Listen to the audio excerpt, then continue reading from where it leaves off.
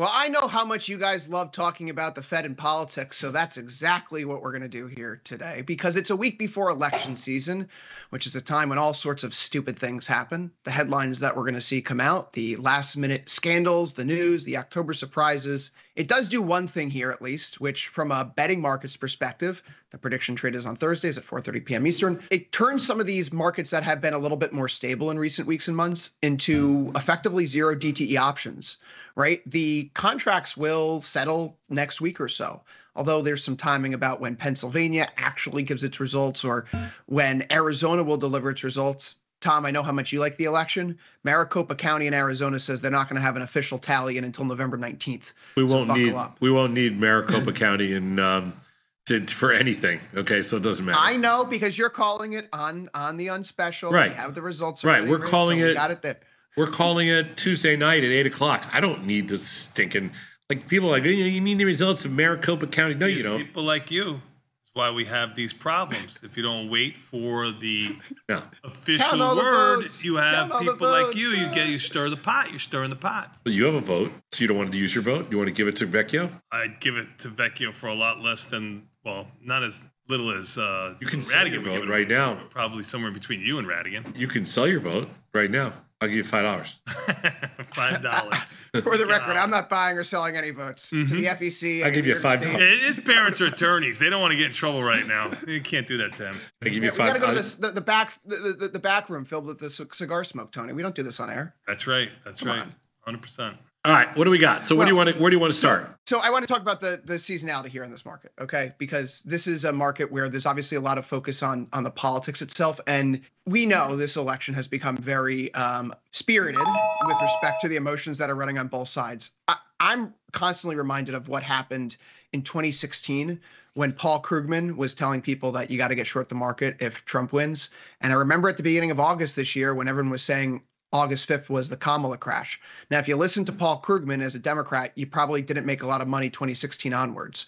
And if you listen to Vivek Ramaswamy on August 5th as a Republican, you probably haven't made much money since then. The point is that you really shouldn't listen to any of these political pundits when they're telling you what financial markets will do in response to a political outcome. Unless it's Pelosi, then you listen. Excuse me, can I just clarify one thing? Go ahead.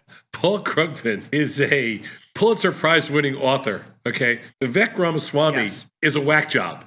There are two completely different things. So don't call one a political comment. You have one whack job and one Pulitzer Prize. Hold on. Who has higher standing in their respective parties these days, Paul Krugman or Vivek Ramaswamy? Well, Krugman's not a politician. He's a writer.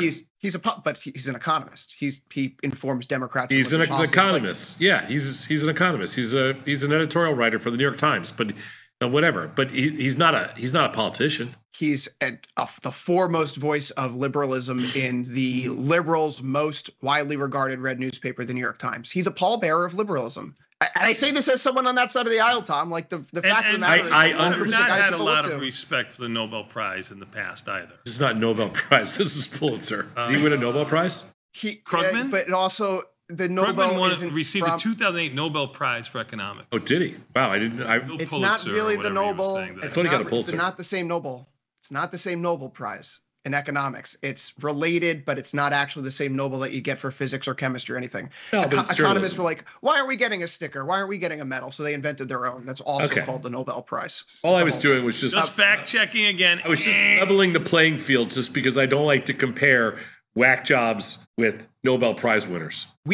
I understand that perspective, Tom. But the reality and the perception is that there are people who are held up as mouthpieces that lead thought. I don't think we're going to make it election night, you and I. I don't think anybody's going to make it here. I think we left here with Tom spewing nonsense. That's all.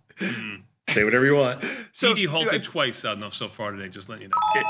Is the data. What matters is the data. That's what I'm getting at. If you listen to Paul Krugman or you don't, or anyone, I don't know, pick your economist out of a hat. Right? What happens? Okay, what's your point? Where are you going with this? What's your point? This is a good time of year for stocks, Tom. It doesn't matter who wins. The market tends to like the end of the year. If it's Trump, which is largely priced in when you look to the bond market, when you look to betting markets right now, or if it's Harris, which history, folks, stock markets do better under Democrats than Republicans. Just look at the numbers. The end of the year this year could be primed for a big return either way. The last 10 days of October, this is when the calendar turns seasonally. This is a return week where we see a 0.5% gain 58% of the time. The first 10 days of November, on average, 1.06% higher 62.5% of the time. And as you make your way through the end of the year, no week has negative returns through the rest of this calendar year, according to the election seasonal calendar. So my point here is there's a lot of emotions running right now. The data in election years, non-election years, it points to an outcome. When this concern dissipates in November, markets tend to rally. Maybe it has something to do with mutual funds, tax season ending on October 31st, so capital is being redeployed into the market. Who knows? But set the politics aside here. You have your volatility readings on the screen. You have your technical setups. Trade the charts agnostically as if the ticker doesn't matter, and avoid watching any of the major news agencies on election day if you're going to be trading, because those people aren't traders. Watch what we're doing here on Tuesday night, the Unspecial, which is from 7 to 9 Eastern, 6 to 8 p.m. Central Time. Okay, Tom, that was my little election Unspecial pitch. I like it. I like it a lot. Okay, but you gave a bunch of facts about markets, end of the quarter. But what's the discussion? Where are you going with this? I'm not going to argue with you about historical results at the end of October, November, that kind of thing. I think the real story here, I thought this is where you were going with this, is that the market is, from a trader perspective, it's very anticipatory in the sense that everybody's trying to outguess the moves. When we were growing up as floor traders, everybody would try to position themselves for what they thought was going to be a markup or mark down into, expiration Friday or triple witching, whatever it was. So people would buy stocks a couple days earlier, people would, whatever the case is, everybody's always trying to guess what's going to happen next. It's going to jump on the next person and, hit a home run, that kind of stuff. To a certain extent, you're seeing some of that take place right now. I think that's the interesting conversation to have right now. Like, because this is what I try to do with Tony on the show, and this is what I want to do, prior to the election night special and prior to the election itself for the next couple of days.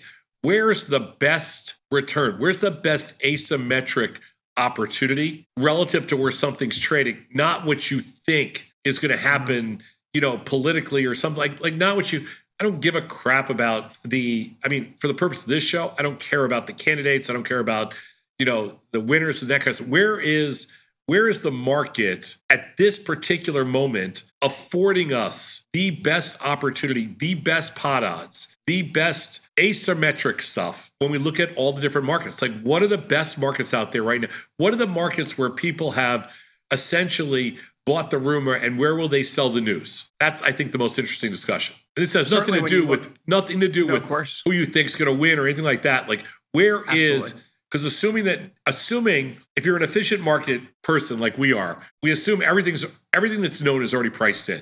So it doesn't matter what we think about this or that or anything else. What matters is, where has the money flown in anticipation of whatever everybody else knows, and which markets are most oversold, which markets are most overbought, where is the most opportunity right now? Tony? Agreed. Let's hear it. Let's hear Tony first, then we'll go to Chris. After the election? No, you're positioning yourself for the election. This is a buy the rumor, sell the news. Sure. So for me, the elections to me don't change. I think you're going to have some opportunity the night of the election. I'm going to probably assume that you don't the night of the election. This has to be done before that. For me, I'm not lightening up positions. I'm keeping my positions the same. I haven't changed anything there. I'm selling. Not my question. My question is, if you had a blank slate right now and you said, "Hey, I'm looking at all these markets. Where is the most opportunity to get long something? Where's the most opportunity to get short something?" We're at all-time highs. There's not too many opportunities to get long anything. So I disagree with that. What I was going to say is I think you have to remain fairly neutral into this and be able to react to anything that happens in the market. I think that anything that gets sold off that's of value to you, the Microsofts, the Apples, the big stock that got us here, the 7 that have earnings today, this week, I think those will be the opportunity for you. So if you've missed that kind of opportunity, I'd be looking to nibble there. That's what I'd be looking to do. I'm fairly neutral going into next week. Chris, what do you think? It's interesting. It's a very interesting question, right? Because you're asking effectively, should we be playing the Trump trade? Or should we be buying $1 for 65 cents? Or is the better opportunity to position yourself in assets where you're effectively buying dollars for 35 cents in the Harris wins outcome? No, I'm not asking. I'm actually not asking so where of either outcome.